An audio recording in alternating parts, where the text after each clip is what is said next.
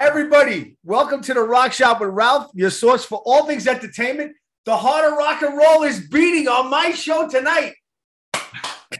I cannot believe this. Front and center, we have the bad boy on the finger bass, Mr. Mario Cipollina from Huey Lewis and the News. Hello, everybody. Hi, Ralph. Mario, I got to say, you made my year, brother. You made my year. That's very nice of you. Thank you. Anyone that knows me since I'm a little fat kid from Queens, New York, knows they can see my tattoos. They can see all my Kiss memorabilia and all my Goodfellas and Godfather memorabilia and all my heavy metal music. But I've been a Huey Lewis and the News fan since 1982. 12 years old. Picture this album. Wow. But it's been a long time coming. We've been trying to set this up, and we finally did it, Mario. Yeah. in spite of ourselves. Nah, we're good. We're good. So I always start off with the traditional, how you doing? Okay. You doing okay? I love the way you say it. Yeah, I'm good. Usually people not from New York love when I say how you doing. How you doing? How you doing? But I'm all giddy now. I can't tell you how much of an influence you were on me growing up, how much the band was an influence on me. Your music is part of the soundtrack to my life. So we're going to start from the beginning, and we're going to end up where you are now. Okay. So now. First there were dinosaurs. Yeah. And then the earth cooled. Yeah, right. But yeah, Huey Lewis and the News started from two bands. The first band was the band that you were in with Johnny called Soundhole. Right. And the other band was Clover, which was with Sean and Huey. Actually, it was you, Johnny, and Bill in Soundhole, correct? Correct, that's right. Right. And then you formed the two bands and you formed Huey Lewis and the News. But before we get to Huey, I want to talk about Soundhole and Clover. Okay. You guys, was it you guys that were backing Van Morrison on his tour? Soundhole, yeah. Soundhole did, correct? Right, yeah. And you toured with Van Morrison. Yeah. How was that? Well, it was pretty cool. It was weird, actually, because he was, a really big star at that time. And, we're a bunch of high school kids, but we were good players. And he knew of us through his road manager, Ed. And we started playing with him. We played for about a year, to spot gigs here and there in Milwaukee and odd places. But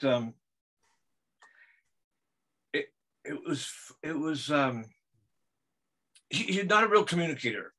He was a really strong Irish accent, and we had a real hard time understanding what he was saying, and so like for example, one time we were at rehearsal and we're practicing a song and he says too light, and we thought he was saying it's too light, so we played louder, and now he started to get pissed off. Too light. And we're going harder, Turned out he was saying it's too loud. Too loud. Too loud came outside too late. And yeah, we almost had before we ever played a gig. We were almost fired for, lack of communication. Wow. That's a great story. And who was it that backed Elvis Costello on the My Name Is True album? That was Clover. That was Clover, right? Yeah. Okay. Yeah, we'll talk a little bit about Clover. Clover was Huey, Sean, John McPhee from the Doobie Brothers, Alex Cole, who I have a little bit of trivia about Alex Cole for people that don't know. And this goes to tell you about my wife calls me the king of useless information, Mario.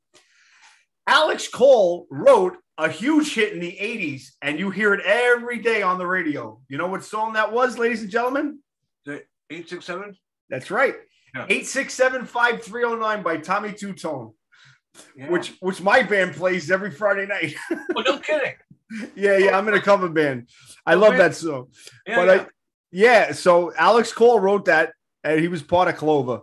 So the formation of the News happened by Clover disbanded because I guess that song Chicken Funk that they had wasn't much of a hit. That's right. Yeah. And or Exo Disco.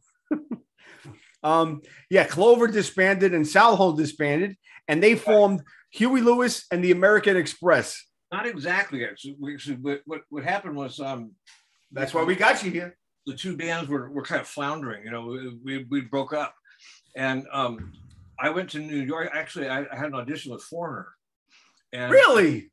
Yeah, and I got the gig. Out of 200 guys, I got the job playing for Foreigner. So I'm in New York, and I get a phone call from Huey, and we had only played with the extent of our playing together was we did a comedy thing in a local club, and we called it Monday Night Live. Right. And Uncle Charlie's, right? Yeah, Uncle Charlie's. And we mixed comedy with music, and it was just something to do, really. And it was fun. It was really funny, actually. But Huey got a contract for a single, and for Polygram, I think it was Polygram Records, $6,000 to cut a track called, they wanted us to do Exodus, and it was the theme from Exodus. Yeah, disco version of Exodus, so Exo Disco. Yeah, and so we cut Exo Disco. It's hard to say. We cut Exo Disco in a couple of hours, and so we had all this time left over, and so we decided we were just going to record a bunch of our own songs for the hell of it, and we recorded the songs. We left the studio. That was it. Forgot. Everyone went off to do their own things. Johnny was playing with Sly Stone, I think, at the time. Yeah.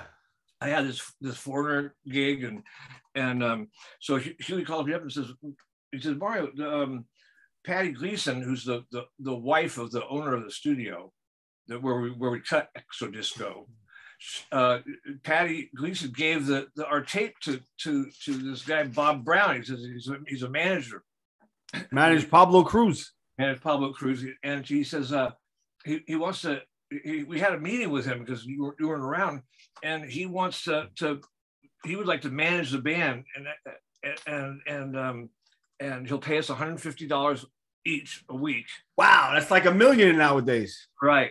So he'll pay us $150 each, and he said if he doesn't get us a deal in 6 months, we'll be free.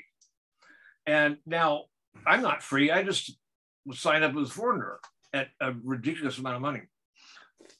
But by the time I got off the phone, Hugh's a great salesman, and I left Foreigner and came back home, and we started, and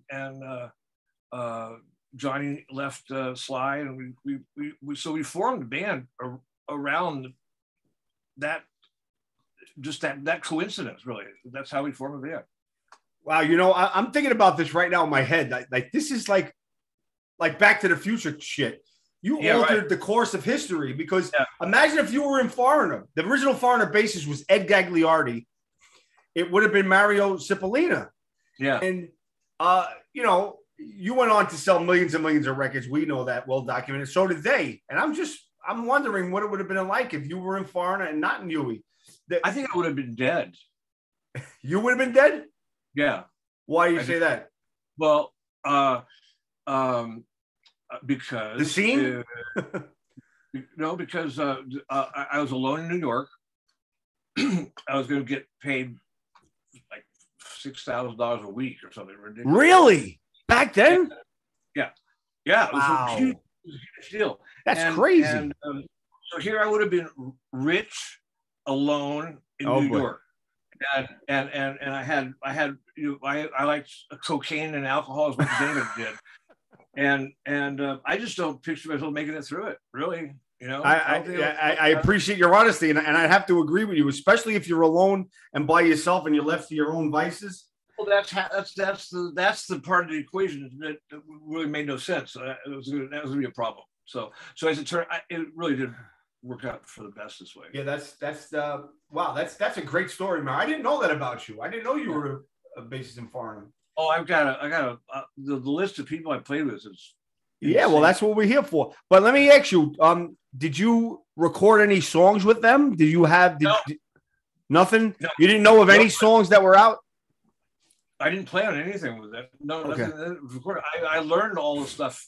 In fact, I had to learn all the high harmonies, which is ridiculous. Yeah. I'm not a high part guy, but I worked hard and figured it all out. But no, I didn't do no recording. All I did was the audition.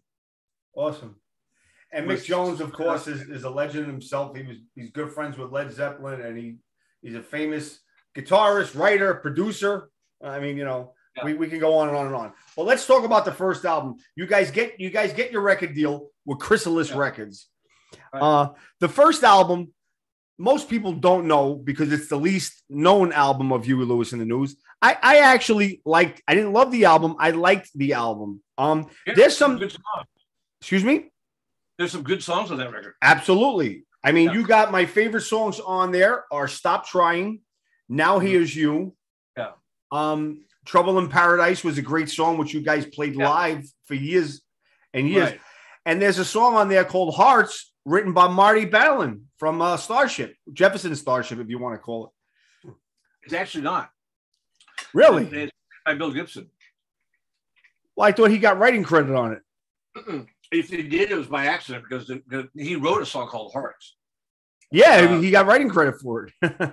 But wow, Bill wrote that one. Yeah, Bill and Huey wrote it. Yeah. So we got to open up a can. We just opened up a can of worms.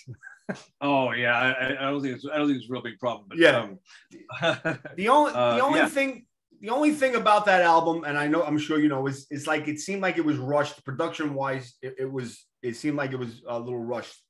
Let me tell you, we went to LA to do the album. They rented us a big house, and we all moved into this house. And we're a bunch of kids still, really. You know, I was like 24 years old, and we were really preoccupied with because MTV was just starting, so we were really preoccupied with looking good. We wanted to look good. Yeah. And one thing we didn't want was to have double chins. So we always made sure. I can't believe I'm telling you this. We always made sure that when people were taking pictures of us, we had our chins out, you know. And the other thing we did, didn't want to gain any weight. We got to keep the weight down. So cocaine. We were taking Dexatrim. Oh, Dexatrim! Wow, that's even better. Every morning, we caffeine. Breakfast table. Well, it's caffeine and a lot of other stuff. Yeah. And we drink our orange juice and take our Dexatrim, and so basically we were on speed the whole time. Yeah, it bounced off the fucking walls. Yeah, and that's that. Aside from the fact that we really wanted it to be raw sounding, we wanted it to be kind of punky because that was happening. Yes, and so we I think we overdid it, but that's what we were trying to do. We were trying for a raw punk sound, and we got a raw fast sound. Yes, it was so damn fast. I could never play like Who Cares. I was going to mention Who Cares. Did your fingers bleed playing that song? Just about. Now, did you play with your fingers or a pick on that song? With a pick, which was harder because I did it all downstrokes. Yeah, that's all downstroke with the thumb. So for those of you just tuning in and just, I mean, I know you're not just getting. Everybody knows Huey Lewis in the News. The first album is what we're talking about right now. Yeah. Out of a 10, I give this album 6 or 7. It's got its moments. If You Really Love Me, You Left Me is like a total filler track to me, you know. But I can't knock. I'll never knock anything by Huey Lewis in the News, especially with you in it. Sweet. You know. Now, between the first and second album, it's a night and day difference. And I want to talk about you. Yeah. Your look. You know, picture this. You started with the bad boy look, the darker image, because on the first one, if you look at your videos, you're jumping around and you're doing this and you're doing that. And you never, ever see you doing that again going forward. Right. Was it a conscientious effort? Was that always your look? Or did the record company or people say, listen, we need a bad boy? And this is what attracted me to you, Mario. I'm not saying attracted you like I like you. You know what I mean? I mean, attracted to you. Like I always rooted for the underdog. I'm a drummer by nature.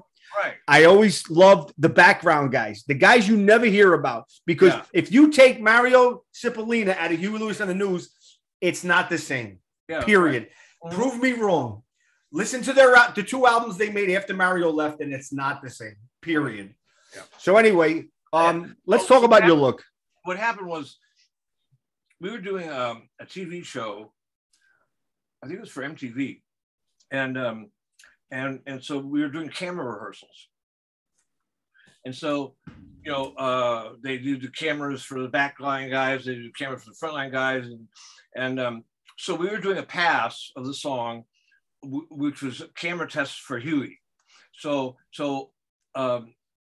I knew I was on camera, and I just did what I naturally do, which is I leaned on my amp and I smoked a cigarette and played the song. And I always had done that, and my dad always hated it. My dad says, "Mario, old Italian guy, you look so serious, you look so mean, you try to look happy." But anyway, in Italian is called mushad. Yeah, right. So what happened was we were going and looking at the camera tests, and Bob Brown, our manager, said, "Hey, Mario, let me talk to you, sir." I go to him and says, "Do you think you could do that all the time?" There you go. See, I knew it. I said, "Do what?" He says, "Well, you know, the thing with the cigarette and the sunglasses and stuff." And he said, just looking like bored. He said, he said, "I thought it was great." And I said, "I can't." I said, "My mom will kill me, you know, because she and I thought she would." But so he convinced me to try it, and it went over really big, and everyone's seen the thing, it was the right thing to do, and it was a great job, you know, just looking bored. Well, I'll tell you, that's what attracted. Like I said, I'm seeing you guys, and I'm like, man, that's a bad son of a bitch right there. That's a bad, you know, that guy just doesn't give a shit. He's playing his ass off, and he's like, fuck you all. I'm playing what I want to play, and I'm here. And let everybody else run around like a bunch of dopes. I'm leaning back, I'm smoking, and I'm playing my shit. And that was what attracted me to you. Another bass player, and I'm going to mention him because he's been on the show. I don't know if you know him. His name is Greg Chason. He's from the band Badlands. He's the same way. Background, has a hat on, puts his head down, and plays. But anyway, that was one of the things what I attracted. I was always attracted to you about that. Now let's talk about the second album, Picture This, which is by far my favorite Huey Lewis and the News album. Oh, cool. I've been playing it a lot lately. Have you? Yeah, I've been practicing it, but playing it to that stuff, yeah. Awesome. Now production-wise, I think we could talk about the other albums. We are going to talk about them, but what a night and day difference this album was. It's when you had your first hit, Working for a Living. It's on that album. But my favorite songs on there, A Change of Heart, Whatever Happened to True Love. Yeah. You had a song written by Phil Lynott called Giving It All Up for Love. Yeah. And Is It Me? What a great song that is. Yeah. Great song. Yeah. You know, did you have a hand in the writing? I know you did. Yeah. I did. We the credits, you know, instead of listing all the people who wrote, right, we just list the first three. And that was it. So I had a hand in most of it, and I get paid publishing on most of it, but I wasn't necessarily a main writer on everything. So that's just how it worked out. But so that's I definitely. Now I know it's mentioned in the interviews. Huey mentioned it. You guys were looking to write a hit. You guys, because you know it is called the music business for a reason. Oh yeah, that's right. And you guys were in debt. And you needed to write a hit, and the hit was Working for a Living. That was like your first hit. That Do You Believe in Love? And well, yeah, I was going to get to that. And Do You Believe in Love, which was written by Mutt Lange. Right. And he went on to, you know, Def Leppard and Shania Twain, and we know the rest of the story with that. Yeah. So as the wheels start moving and you guys hit Working for a Living, things start getting bigger and bigger, and you see the train start moving faster and faster. Yeah. What are some of the tours that you guys went on in that era? I know you played with ZZ Top, right? No, we didn't. Never played with ZZ Top. Really? We went out with Loverboy. We went out with a few. What's the name of that band? I'll think of it in a minute. But what happened was, we recorded Sports, and it was a do or die record. You know, we really had to, so we thought we had something. We really thought it was good, and we were getting a lot of airplay. We got a lot of MTV airplay, which was it didn't chart. You know, there was no chart for it, but we were getting exposure. But so you're talking about sports. You're talking about the first single, Heart and Soul. Well, no, I'm talking about a response to Picture This. Okay, this, right. We you know, our last chance was sports. Yeah. And the reason I brought it up is that we had a playback party. We had a party. We had our parents and everybody to the record plant, and we're listening to the record. And about halfway through the playback, Bob comes around to each of the guys in the band and whispers something in our ears. And we all went in the other room. So our parents are listening to the record, and we go in the other room, and Bob says, "Hey, we've got a problem." He said, "I've called Chrysalis in London. I called Chrysalis in New York. I called Chrysalis in LA, and they're all disconnected." Oh boy, they're not answering. Nobody's home. So what had happened is Chris Wright, the owner of the company, had fired everyone. And so long story short, we had about a year of touring with no support, empty bars, you know, wow. 4 months straight on the road. No, you know, we couldn't even afford to call home. You know, I had a little baby at home and stuff. But so that was called the Working for a Living tour. We figured that was us working for a living. And during that time, Bob reestablished. We held the record from Chrysalis. We had it hidden in a friend's. Yeah, that was the legend. That's what happened. You guys held the record. You said, "Fuck it, we're not giving it in." We held the masters. They wanted them, which we wouldn't give them to them. And we waited until Bob was satisfied that they had the company back in shape, because he didn't want to waste the record. And that's what happened. We waited until he was satisfied. In fact, a lot of the people they had to hire back at Bob's insistence at double their pay. You know, for them to So Bob insisted that the record company doubles that pay? No, Bob insisted he'd get them back, whatever it took. The people at the record company. Yeah. So, wow. So whatever it took, they had to renegotiate the contract with a bunch of people and just fired for no reason. So it wasn't pretty, you know. Yeah, and you think that record company, they had Billy Idol, they had Pat Benatar on there. They had a lot of major stars on that album, label. Jethro Tull was their Jethro Tull. Big band. Yeah. So this brings us up to the elephant in the room, sports. Mm-hmm. Now, we can talk till kingdom come about this. Everybody knows the songs.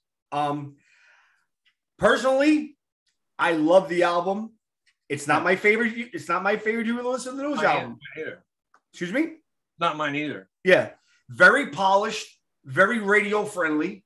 I'm not knocking it. I love Huey Lewis and the News till my deathbed. It's not my favorite album. My favorite songs on there are the ones that you don't hear. Finally Found the Home is one of my favorites. Yeah. And the other one is You Crack Me Up, which the man in front of me has writing credit on there. Yeah. Did write that song. Two of my favorite songs. So anybody that's listening, you can go and listen to If This Is It. I love Heart of Rock and Roll, Heart and Soul. I Want a New Drug. Start with those two songs, please, and get back to me. And tell me those aren't the best songs on the album. And Walking on a Thin Line, which was a moderate hit. Thin Line that's a good song. Yeah. The first single, which was Heart and Soul, what most people don't know was that's a cover that was made by Exile, the band Exile. Yeah. I Want to Kiss You All Over. Well, it's another Mutt Langer song. Yeah. Oh, that was Nicky Chin and Chapman, Mike Chapman, Nicky Chin. Actually, Matt Mutt wrote it. I don't know if he got credit for it, but he wrote the song. Yeah. Yeah. So now the wheels are moving 100 miles an hour. You got the Heart of Rock and Roll. You got Heart and Soul. You got If This Is It. I Want a New Drug. Right. Here's what I want to talk about. I Want a New Drug. I remember growing up, and I'm talking like 1984, when I was really following up with you guys. Mm-hmm. There's a part in I Want to Drug is Purple Haze. When Chris is doing the solo, I heard that was your idea.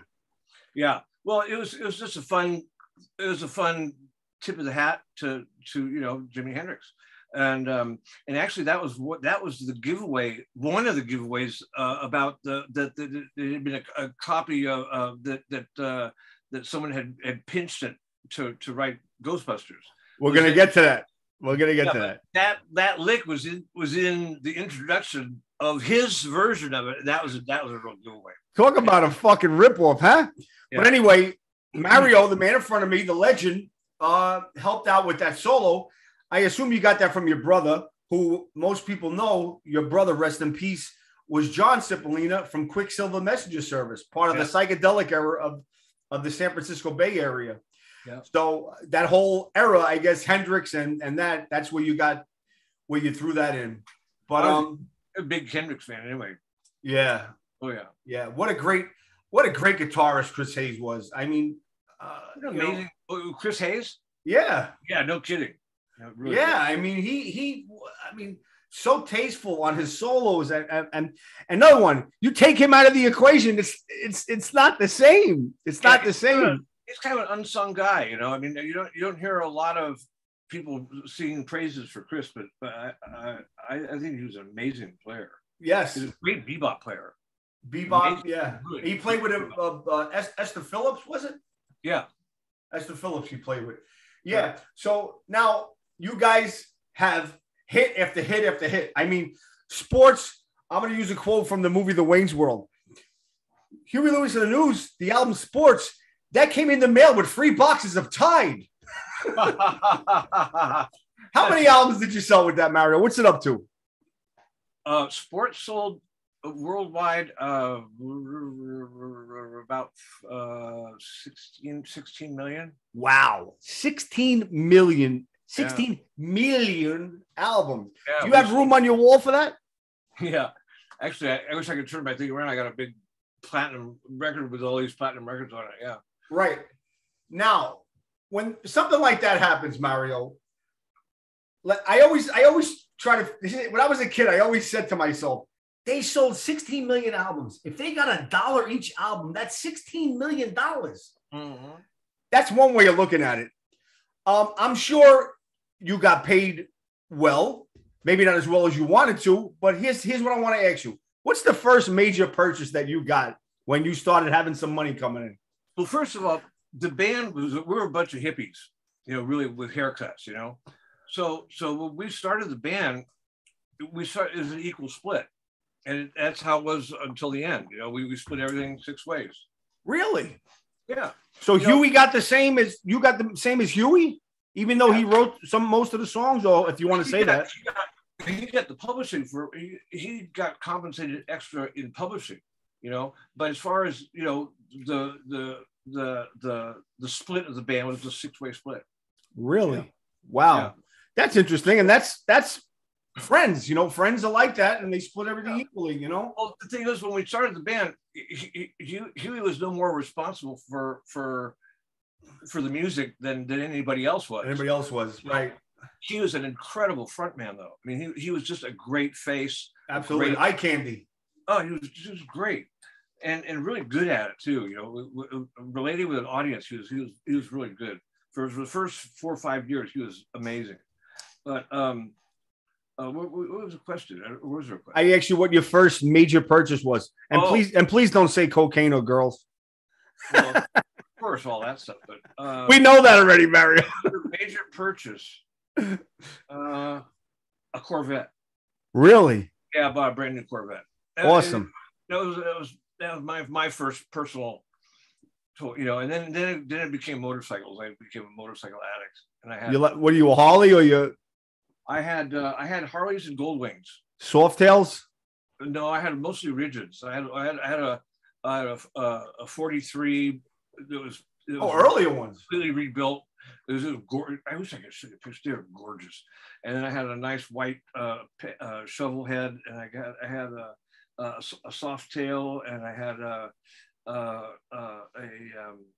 Springer front end on another bike, and I had one point I had 5 Harleys and 3 Goldwings, and then I had a racing BMW and a Corvette, and I had a bunch of cars too. Awesome. Yeah, normal stuff. Awesome. And your parents were your biggest fans, right? They were very happy to see you succeed.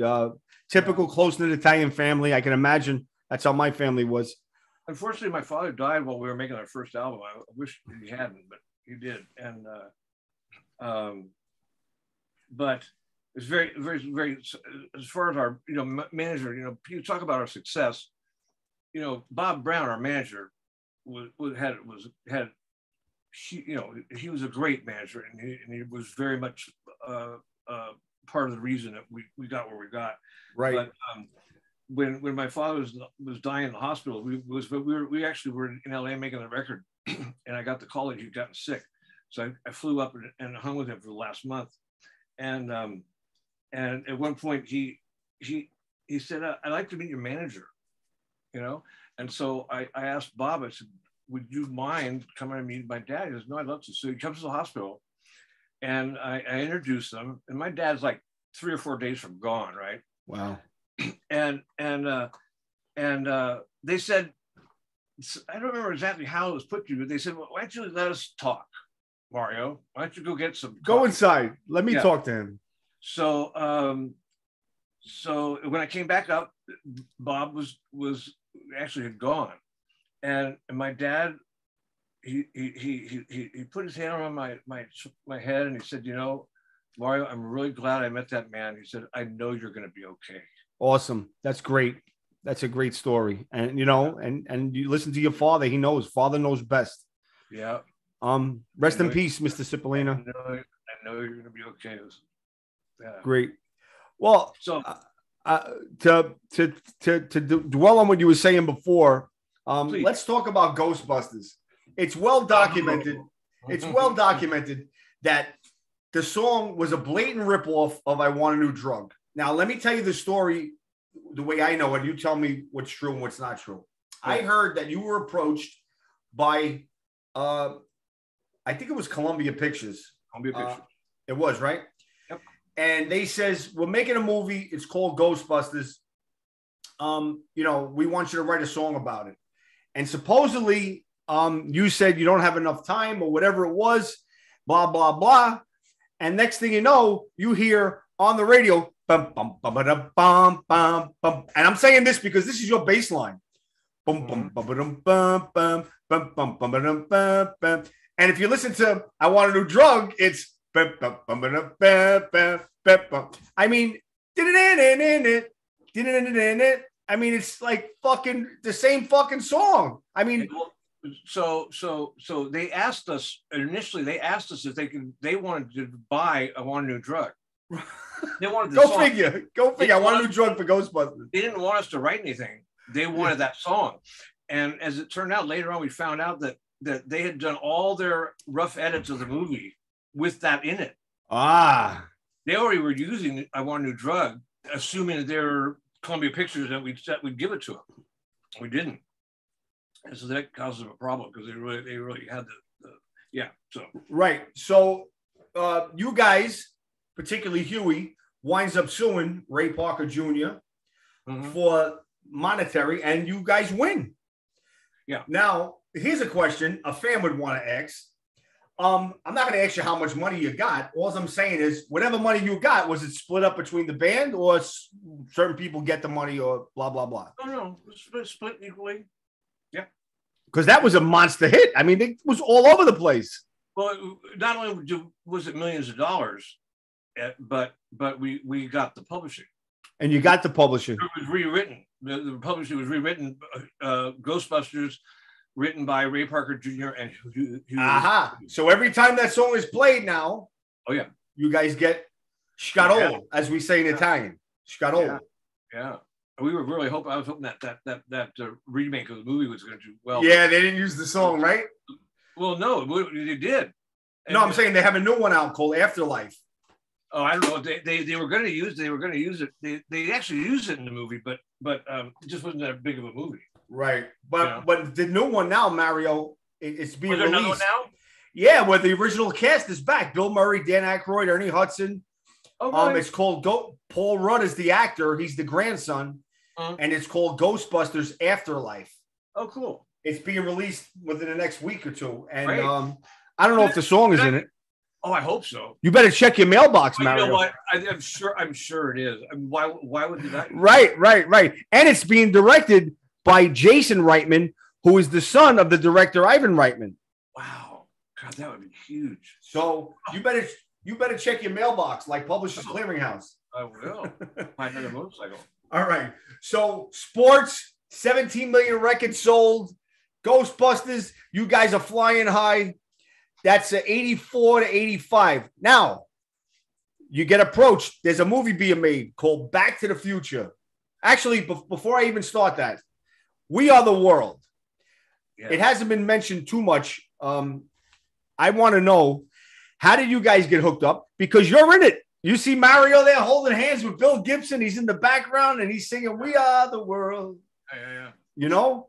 Yeah. What do you remember about that? Well, that was after the VMAs, right? I'm sorry to interrupt you. That's right. That's right. We did the VMAs and went right to A&M Studios. So we got there about 10 o'clock. And they had it set up so that there was a room before the studio. And when we got there, they said, okay, so the only people allowed in the studio are the musicians.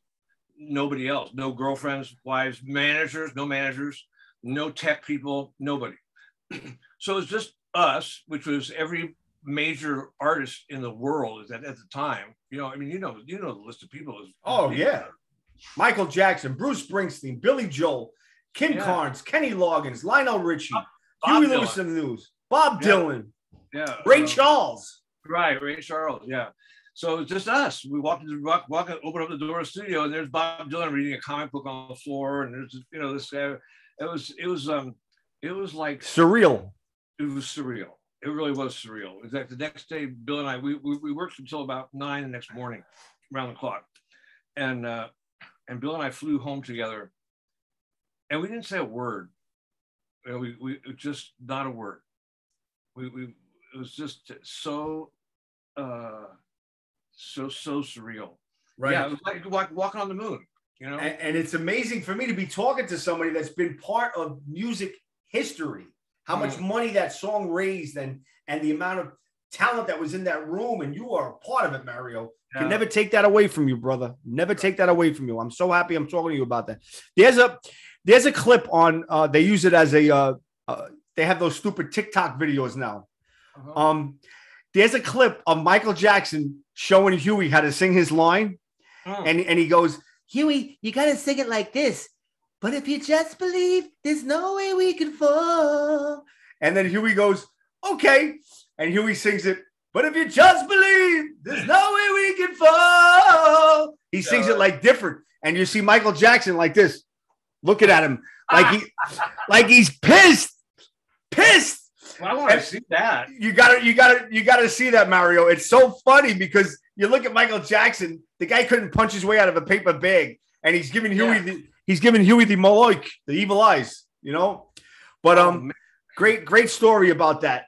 So, Back to the Future. Again, what did you say? I was gonna say, what do you think? I find that I really want to see. Yeah. TikTok. You got to go on TikTok. Those are the stupid. They have like 30-second clips of all this funny stuff. Okay. Go to TikTok and Google and type in the search box Michael Jackson, Huey Lewis, and you'll see. Have you seen the one of Stevie Wonder teaching Bob Dylan how to sing his part? I seen them all. Yeah. Oh my God. That was right. Oh my God. There's a choice we're making. They're changing our own lives. Yeah. It's true. We make a better day, just you and me. Yeah. So Back to the Future.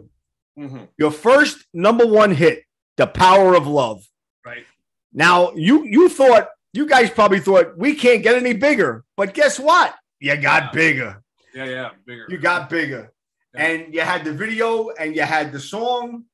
The movie was out. You guys, man, talk about how big you guys were from, and that's 1985. You were at your pinnacle at your peak.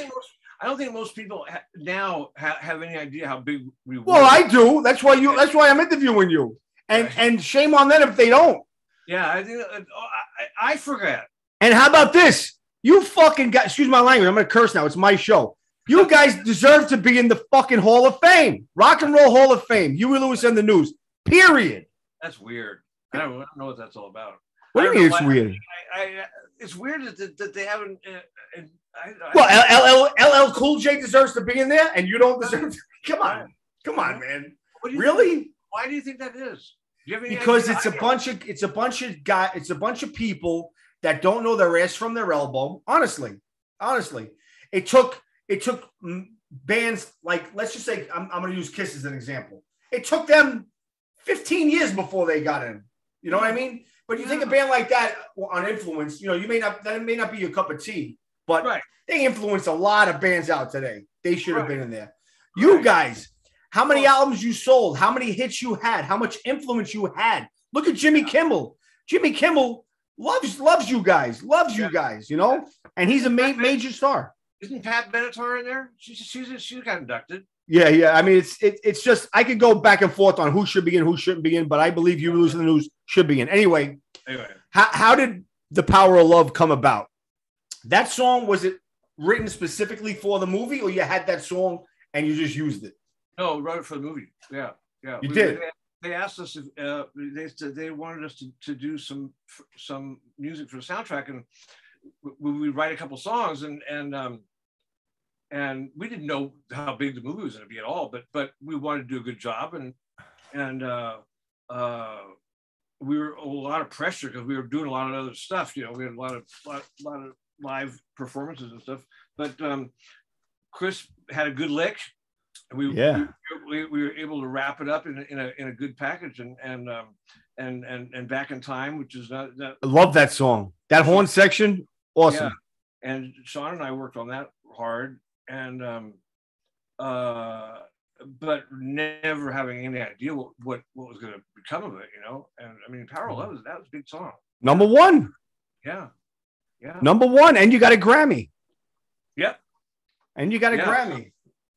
I mean, did you by any chance see our performance on the Academy Awards that year? I saw everything. Do you remember what happened? What happened? Most people don't remember. No, I saw you guys play. That was it. Let me tell you what happened. So we're at the Academy Awards. The Academy Awards. Right. And now they're not set up to do a whole live band. Everything moves too fast. So it's going to be live to track. Live to track means that they play the track, the music, and which we've already recorded. Right. You sing live over it. Right. Uh-huh. So that looks very realistic. Okay. So come night of the show, we're set, ready to play. It was after a commercial. It was before the big announcement awards. Everyone's watching. There's a curtain down, and what's going to happen is the curtain's going to come up, and Power Love's going to start. Oh boy! So what happens is that the curtain goes up, and Power Love starts twice as fast.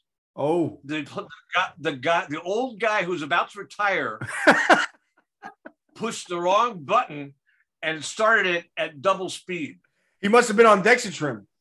Let me tell you, man. It only lasted about 7 seconds, but to me, it was a million years. It was because you're looking in the audience. Right. Everyone is there. Yeah. And you're going like Metallica playing. I can't even tell you what a scene it was, man. It was such a scene. And Bob, our manager, went nuclear. Went crazy. Went nuclear. Oh my God. Well, and I mean, those are great stories, man. Most people didn't catch it. You know, but to us, I mean, I tell you, that's one thing I'll never forget. That feeling, man, it was incredible. Man. So now you guys are riding high. Sports, Ghostbusters, Power of Love. You write the follow-up called FORE, F-O-R-E. Yeah. And in between there, Huey does some producing for Bruce Hornsby and The Range. Yeah. He produced a couple of tracks and he got him his record deal, supposedly. That's what I heard. We pushed hard for him. Right. From RCA Records. He produced his album, The Way It Is. And you guys write 4. And what do? You follow it up with another #1 hit, Stuck With You. Yeah. My least favorite Huey song, by the way. But listen, I love you. I love you for it. But very poppy. But you got another #1 hit. And you're still plodding along. And then Jacob's Ladder comes out. Love that song, which was written by Bruce Hornsby and his brother John. Yeah. Doing It All For My Baby. I Know What I Like. Those. And you guys follow that up. Another multi-platinum album. Yeah. What are your thoughts? What do you remember about that album? That was actually, that might have been our biggest selling album, I think, possibly. But bigger than Sports? I remember, well, we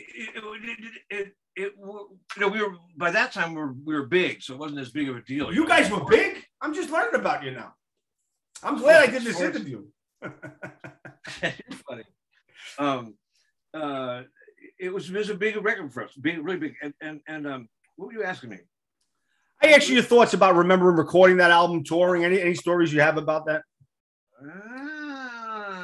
Were the wheels starting to come off, Mario, a little bit? Yeah, they were actually. I'll just put it this way: I ended up going into treatment after that record. Okay.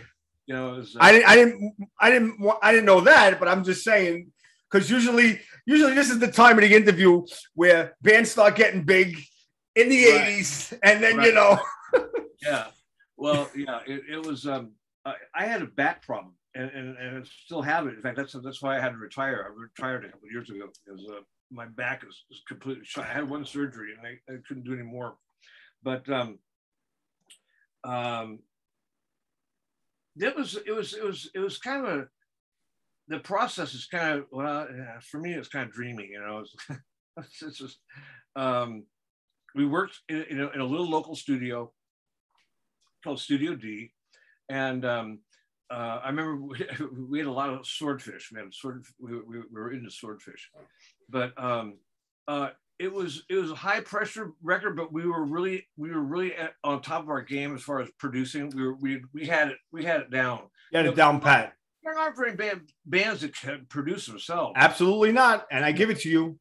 Yeah, it's really rare, and we had it down, and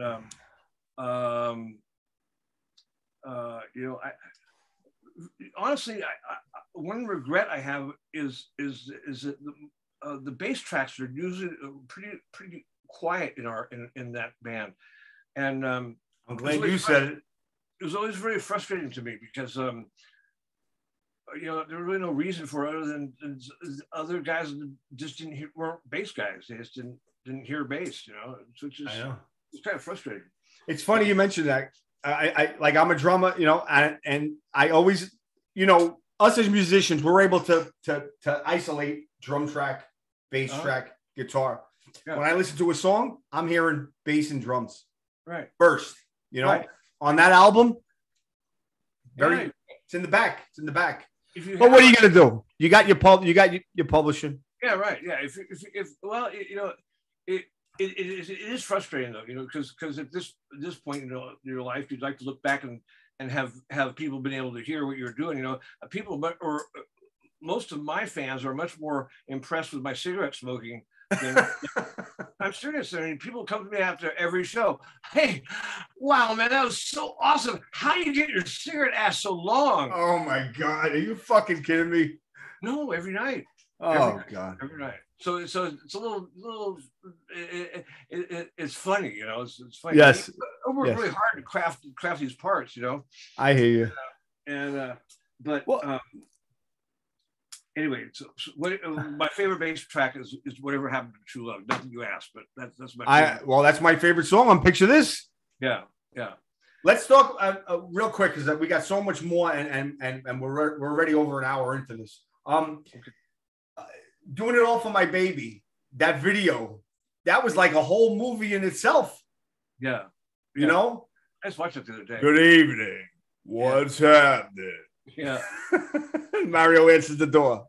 Plays the vampire of all people. I can't picture you as a vampire, Mario. You're so uppy. I look at you here. You're having a ball. You're laughing. You're joking. And then you got this persona of a vampire in that video.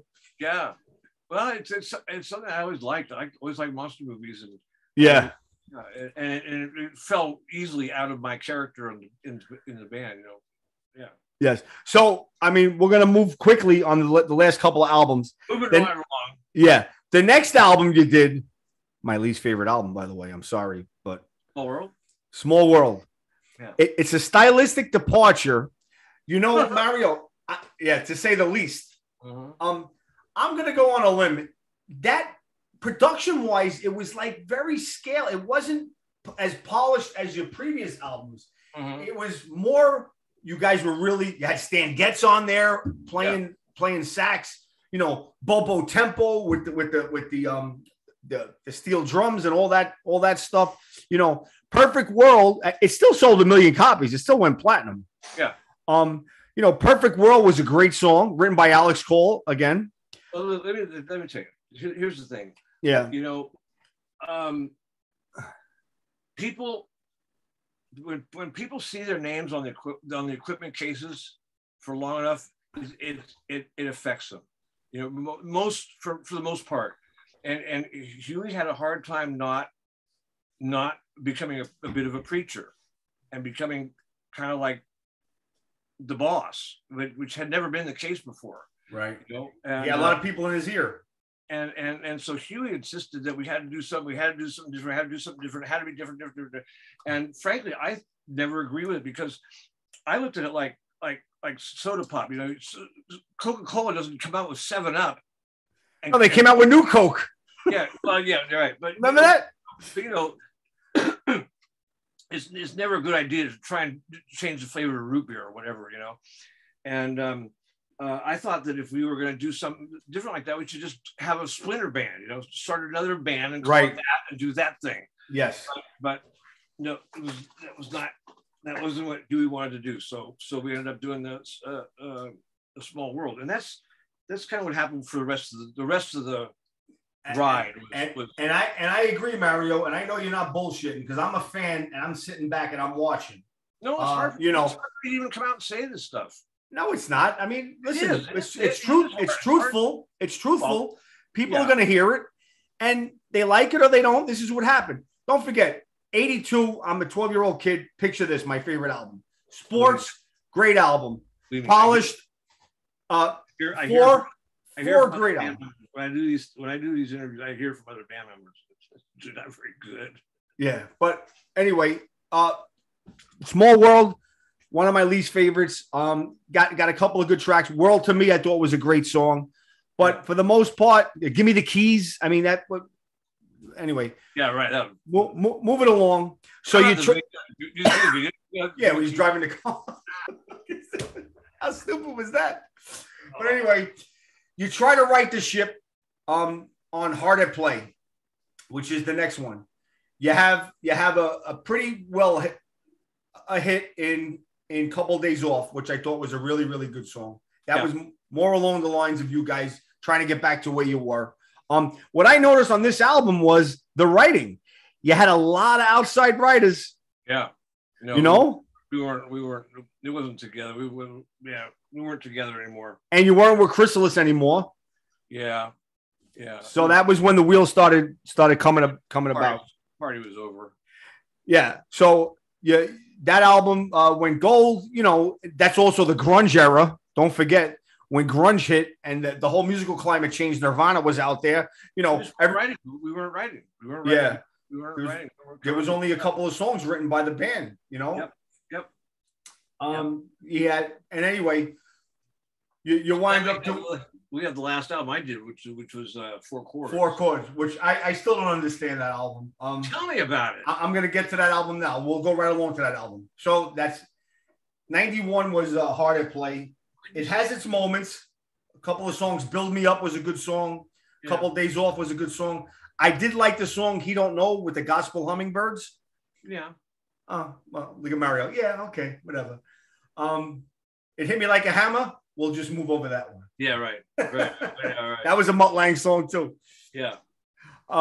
So you come out in 94 with 4 Chords and Several Years Ago.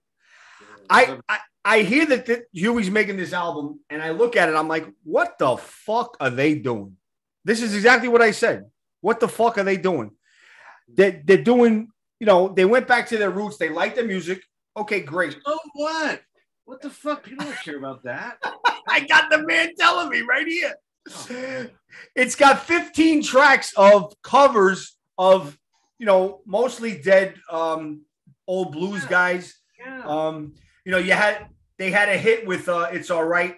You had a little bit of a hit with It's All Right by J.J. Jackson. And I remember seeing you guys on that tour and Huey playing the xylophone. He played the xylophone and JJ, he's holding his head. But yeah, let me tell you something, Mario. The last time I saw you play with the band was at the Beacon Theater on that tour. Yeah. And I'm telling you how much of a fan I was back then, 94. I paid $300 Holy Jesus. For the Beacon for those tickets to see you guys. I was like fourth or fifth row. Well, listen. Surprise, yeah. I loved you guys so much, and I still have. You know what? I have the pictures inside. I got a picture of you playing there. But anyway, let me tell you. For my part in that, I apologize. I'm so sorry. No, what are you sorry for? You're part of the sound. I tell you this when we're on the phone. I say this. You are a part of the soundtrack to my life. You have nothing to be sorry about. I'm sorry that you paid $300 for tickets to go see us play a bunch of that stuff. Well, it is what it is. Anyway, so that was the last album that you recorded with the band. Yeah. Do you want to discuss why you left the band, how you left the band, or you want to just keep moving along? I can if you want, sure, yeah. So what's the story? Most people don't know. Next thing I knew, Mario's out of the band. Yeah. So you can tell that I wasn't in agreement with the band on a lot of stuff already. That's becoming clear, right? And so anyway, but what had happened is my brother died that year, John, and my mother died, and I had been sober for 4.5 years, and when my brother died, I just went off the hook, man. I went off the hook, and I didn't want to live. I really didn't want to live. Wow. And so instead of the guys helping me through it, they fired me. Wow. Really? Just like that? They came to the hospital and they fired me. So that was the end of me. Shit. And I'll tell you, it really was almost the end of me because I had a couple, 2 or 3 suicide attempts. I mean, because at that point I thought my best friends were those were my only friends. Right. So now I'm in treatment and I got no band. Oh man, right. It was really bad. And it took a long time to make peace with it, which I probably haven't really, I still have nightmares almost every night. Yeah, I hear you, brother. Well, yeah. I can tell you, listen. No, but let me finish. So the bottom line is I get through all that and I find that that's not what's important. What's important is that the people that I love know I love them. And that's how I spend, that's my time, that's my retirement time. I'm making sure that the people I love know how much I love them and every day and not just in words, but in things I do. And I think that's great. I think it's really, of course it's great. Yeah. And so now I have that to hang my hat on. Awesome, Mario. Listen, I got to tell you, and I mean this wholeheartedly. I've been where you are. We've all been in dark places. Okay. Mm-hmm. Okay. I have a saying that I say all the time. First of all, I always say kick life in the nuts. I say that. But failure equals fuel. Okay. So you grow from experiences. Now, you were a part of the heyday. You were part of the sound. Here's where I'm getting at. They released 2 more albums since you left over the course of 18 years, whatever it is. Yeah. You tell me if those albums sound the same as you guys in your heyday. Absolutely not. Because Chris left the band as well. Yeah.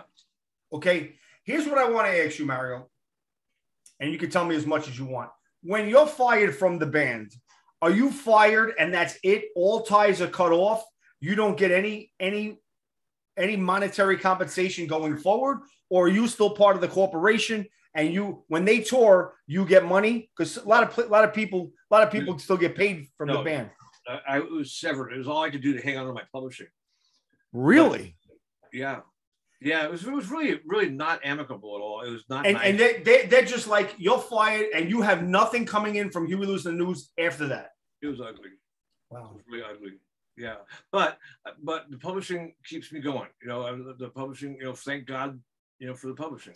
Right. So, like the Ghostbusters movie, you're part of that song. If they're using The Power of Love, you have to get paid. Right. Anytime the song is played on the radio, you get paid. Yeah, and Power of Love and all that stuff. Yeah. Anytime the song is in a movie, you get paid. Yeah. Okay. So, listen, good for you. And I mean that. Good for you. Good for you, because that, if you didn't have that, it's the music business for a reason. We all know that. Yeah, that's right. Yeah. So what I missed out on was the live stuff. Right. The touring, because that's where the money's at now. There's no money in records anymore. Right. Yeah. Oh man. And now the business is so, I don't know the record business. No, I don't know anything about it. I know nothing about it. It doesn't work the way it's non-existent. Yeah. So here's the inevitable question, Mario. And you see, I asked all different questions thus far. Here it comes. I gotta ask it. What? If the Rock and Roll Hall of Fame calls you, will you appear with them? And are there any chances of you reuniting? Well, Huey with his hearing. No. It ain't gonna happen. No chance of me reunite. In fact, no chance. In fact, I went and sat in with him 3 times. Yeah, I saw the one time you played with them. I was invited to not come back. Are you serious? Yeah. Why? I think it's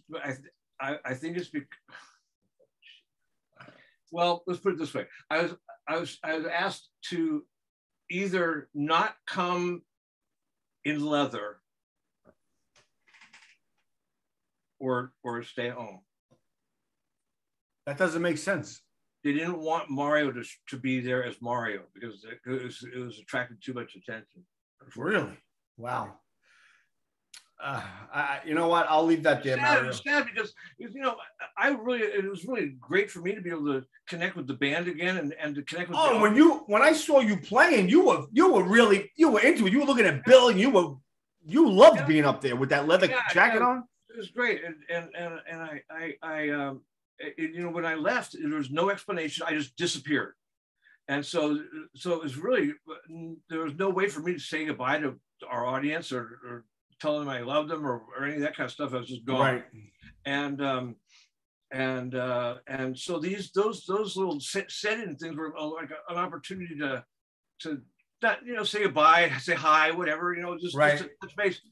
And it was not okay. What about since Huey is pretty much done, retired with his hearing? What about you, Johnny, Bill, anyone forming another band? Nothing? Never happened? No. I mean, you and Bill know each other since high school. I know. People change. Okay. All right. So I gotta leave it at that. All right, we'll leave it at that, Mario.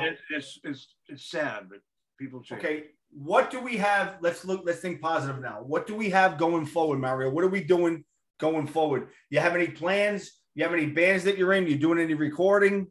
Any unreleased Huey songs out there that could be? I can't play live anymore. I can't. It's all I can do is to walk to the kitchen. I mean, my back is. It's not like I have a little back problem. It's like my back is shot. The X-rays look like an old piece of Roman concrete. Wow. Shot. And so I could never play standing up again. Never. So what are you gonna do, man? Do you record? Do you have people calling you? That's what I've done a couple of albums on the phone, or email, people send me stuff. Right. Play on it, but frankly, you know, I'm almost 70, and I'm pretty much I've got a new motorcycle coming. I got a Honda Valkyrie from your publishing. Yeah, and that's right. And it's going to be here next week. And I'm just going to take my wife on rides and hang. We're going to go to Mexico for a little while. Awesome, brother. Awesome. Kendra is your wife.